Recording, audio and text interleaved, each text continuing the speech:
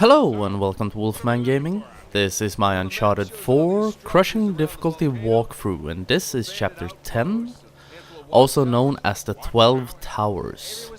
And this video is part 1 out of 2 of that chapter. Because this is also one of those chapters that is around the 40-minute mark, and I think, in my opinion, that is a really long video. Some people may enjoy really long videos, and I do too at times, but I want to split it into two. I made the 40-minute limit my that's when I split it into two, basically. And we have moved our base of operations from Scotland to Madagascar. Actually, they get tired of the chilly moors and cliffs of Scotland and headed down here instead to a much more warmer and nice climate.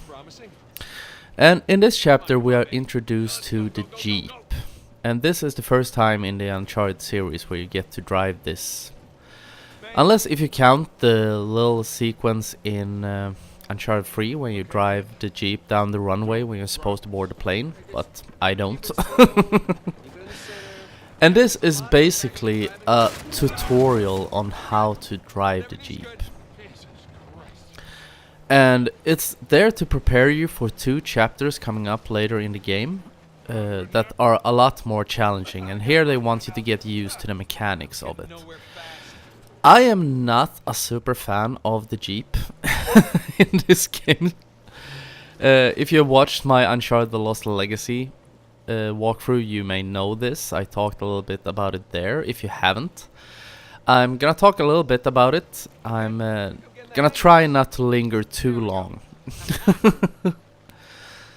But when you're driving the Jeep, it's quite hard to describe if you haven't played it yourself, but anyone who has played it knows what I mean. It feels a bit sluggish, a bit slidey when you're driving it. Kind of arcade style. It reminds me a little bit of Grand Theft Auto 4. If you have played Grand Theft Auto 4, you may know 2 things. One, that it is a really great game, actually one of my absolute favorite games in the Grand Theft Auto series.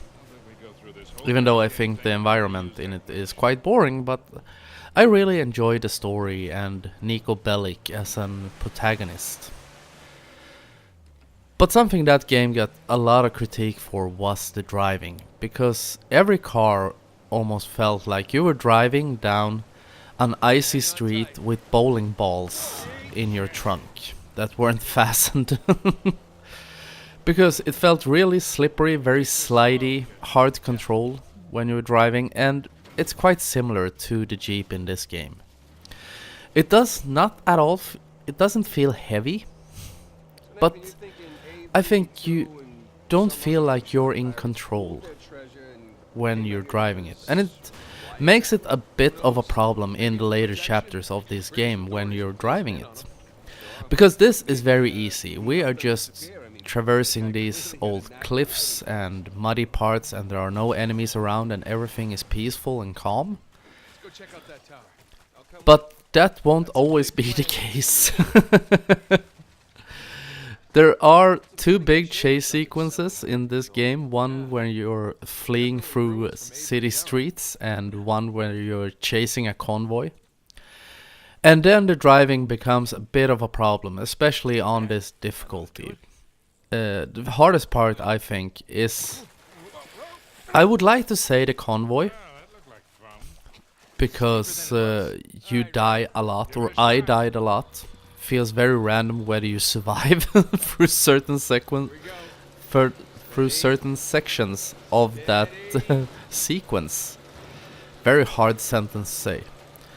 But I would actually think I would say when you're fleeing through the city streets. I can't remember which chapter it is in. I think it's chapter 12 or something.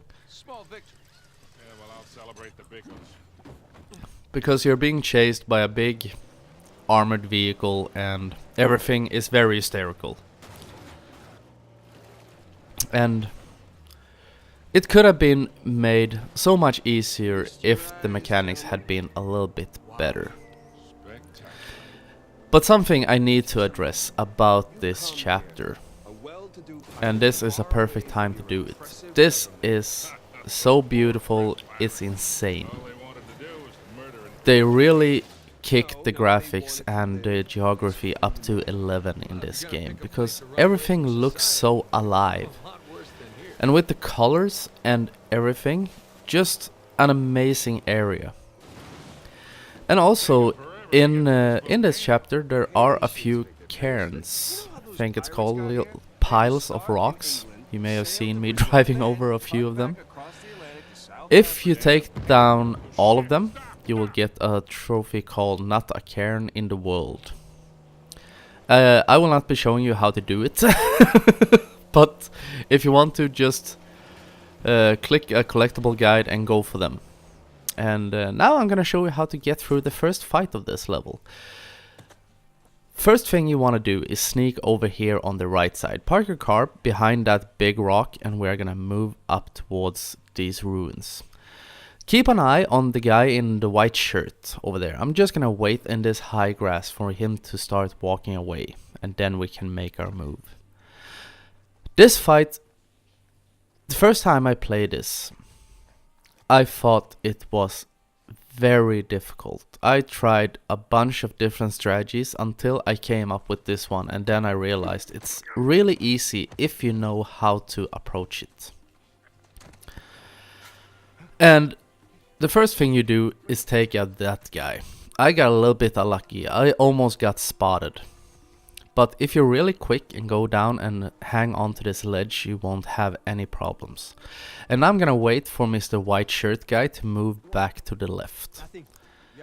And don't stay too close to the edge as they're looking out, because you may get spotted. And now we'll just mash the square button until they go into the stealth kill animation. And then I'm gonna move up, and our next target is the guy in the red cap. And how this fight works, or how my strategy works, we're gonna do some stealth takedowns on some people here, and then we're gonna move up into this tower that I'm inside right now. And that explosion that happened right now, I have no idea why that happened. Because I did a bunch of attempts on this because I had forgotten exactly how to do this. That never happened before. I think it was some kind of a glitch, because none of the enemies are alerted. So if it happens to you, which it probably won't, don't fret. If something happens, just reset the fight. You will start where I started, just after a cutscene that I trimmed out. And here is a rocket launcher. We are not gonna pick that up just yet. Because how my strategy works for the second part of this fight, because things are gonna kick off, is that we're gonna move some weapons up through this tower. So I'm gonna stealth take down this guy, and I'm gonna pick up his rocket launcher, because I want my FAL to be up here on a higher level. Because whenever you pick up a new gun, you will drop your old one, and if my strategy didn't work out great, I wanted to have a backup plan. And down here there are also some grenades and another FAL. I recommend you pick them up. Pick up the FAL before you head up for the first rocket launcher, so you can have some extra ammo with you. And now we're gonna go back up again, because on the top level of this tower there is a guy with a sniper rifle. So we want to get a rocket launcher up there. We're gonna pick up his sniper rifle, and things are gonna kick off. And if you run out of ammo for both your rocket launcher and your sniper rifle, you will have a FAL down here on quite a high level. The enemies will not traverse up into this tower. So you can go down here, you can pick up the FAL and head up once again.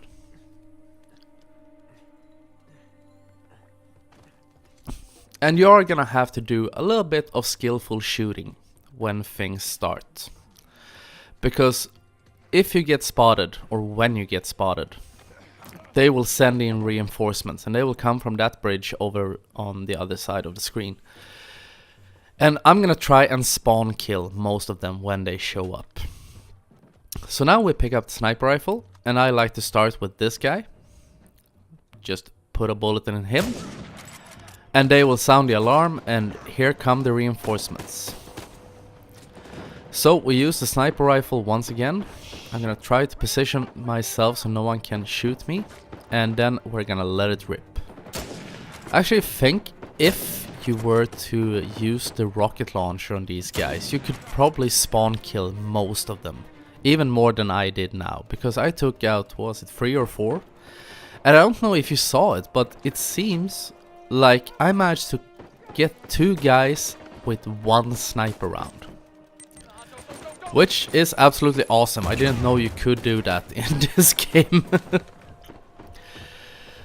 But the reason why this position is such a great place to hide in is, you saw it just right now. Because enemies will lob grenades up here. And this area is just big enough for you to move out of the way so the blast radius will not kill you. It will put you to near death screen. But then you are hidden from enemies, so you can hide behind this wall, you can hide behind a pillar, waiting for your life to get regained. So that is a great thing about this place, and you get a vantage point, or you are at a vantage point, so you can get a clear look of the entire battlefield. You can see where every enemy is at almost all times. And I will actually make a little mistake towards the end of this fight. Because when I was recording this, I actually played this game with my sound off. I was listening to a YouTube channel that I usually listen to when I do stuff. It's called Let's Read, and it's a channel where a guy reads horror stories. And I'm a big fan of horror stories and horror culture. Is that horror literature and stuff like that? So I like to listen to horror stories whenever I'm editing or recording or whatever, or when I'm just not doing anything in particular. So I didn't notice the fact. I thought that every enemy was dead right now because they have stopped shooting. There are no more grenades flying. So I figured I would just go back to the jeep, and you can hear the battle music is still going. And someone is firing at me, and here we have our FAL, because I run out of grenades and sniper bullets. So I realized there was one guy left. And if I had been unaware, if I had gone down, maybe he would have killed me. He could have thrown a grenade, put it right next to my feet. So always be sure that everyone is dead before you move down from this tower after the fight. And if you are sure that there is 1 or 2 guys left, make sure you know where he is. Because I was being a little bit anxious right now, because it took me a few tries to get this fight right. And I had no idea where he was, and I didn't want to die and have to restart this entire fight. Because there are no checkpoints in this. You will go back to the beginning where the fight started after the transition, and here we have him. He's the last guy. So I got a little bit lucky with him, but one enemy usually doesn't pose that much of a problem. If he's just one guy left, you are free. Hopefully Sam and Sully will do their jobs as AI companions and help you out to take him out.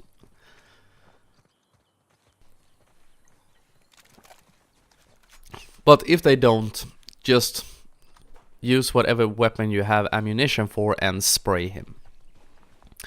And now we have a giant battlefield, filled with corpses and filled with ammo. And there is a big fight coming up later on in this chapter, so before you leave this area, make sure to run around this entire battlefield. Try to find grenades and pick up whichever weapon you feel the most comfortable with, and also the ones you can get the most ammo for. Because, as I said, there is a fight coming up, which is jam-packed with enemies. And I will be using the good old cliffhanger strategy to take them all out. I've talked about in previous videos that it is a great strategy, and it really is. And in that fight it really shows how overpowered a ledge can be in this game. Because it reduces that fight, which I thought to be extremely hard first time I tried it, because these battlefields are in most ways constructed so you have to move around them. In the old games, all you had to do was hide behind a crate or a rock face or whatever, and enemies would never go up to you. You would just sit behind your crate, they would sit behind theirs, and you would trade shots until they make a mistake and you shoot them in the head. But in all the fights of this game, we all know this, or most of us do, and if you have just tuned in, I'm gonna explain it to you. Enemies move around, because this is a giant battlefield, and if you don't use that tower strategy, you're gonna have to move around. They will flank you from all kinds of directions, and you will be in a world of pain. But when you find those areas where enemies just can't get to you, you will dominate, more or less. But I was talking a little bit about horror earlier, and horror culture and stories and stuff like that. One game that I'm really looking forward to, which I hope will be out later this year. It was supposed to get out or come out last year, but for some reason it got delayed, and that is The Call of Cthulhu, the official video game. If you are aware with the Cthulhu mythology and you have read about this game, you will know probably what it's probably like. I assume it is maybe a little bit like The Evil Within, which is a terrible comparison, but as it seems, I think it's a first-person game, and it's survival horror, and I'm really looking forward to it. It's one of those games that I will hopefully be able to cover on my channel, because there was a Call of Cthulhu game that came out a bunch of years ago.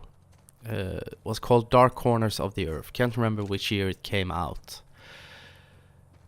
But in those games you have a sanity meter, quite similar to the Amnesia games, if you have played them.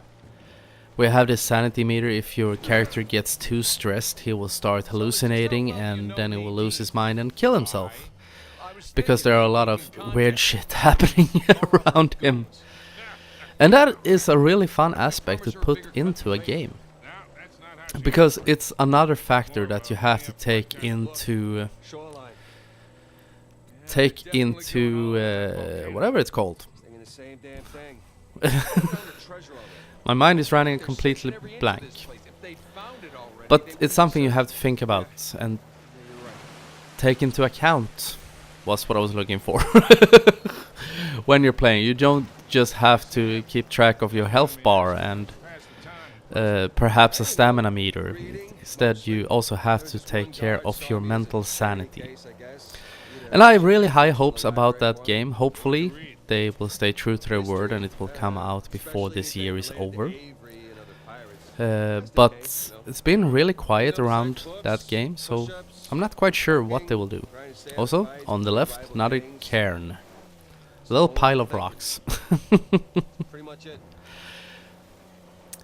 Now where was I?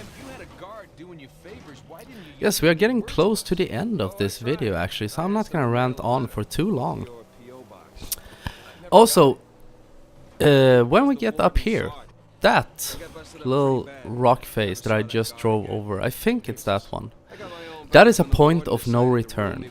There are a few of those in this chapter. Maybe that is something I should have mentioned earlier. But sometimes when you drive over little edges of stone, that will mean that you cannot return from that area. So if you're going for the collectibles, make sure you pick up every collectible in an area before you drive over an edge like that.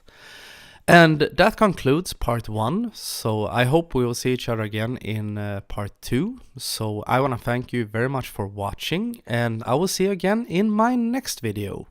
So until next time, this is the Wolfman signing off.